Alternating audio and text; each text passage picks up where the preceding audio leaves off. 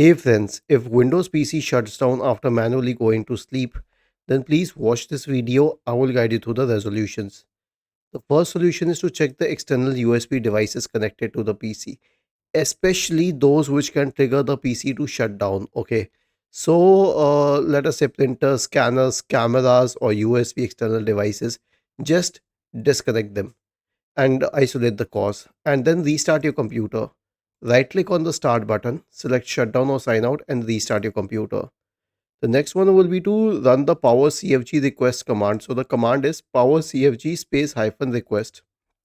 Search for command prompt in the Windows search bar, click on run as administrator, paste it here and hit enter. Okay, let it succeed.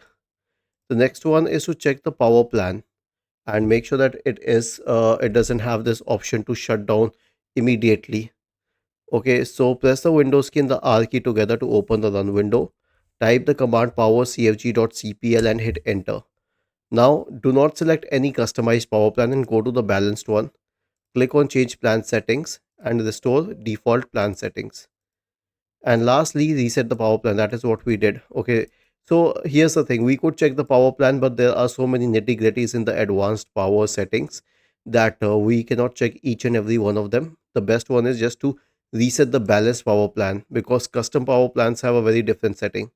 Was this helpful? If yes, then please subscribe to the channel. If not, then let us know in the comment section of the video on how we could help you further. Thank you for watching this video and have a nice day.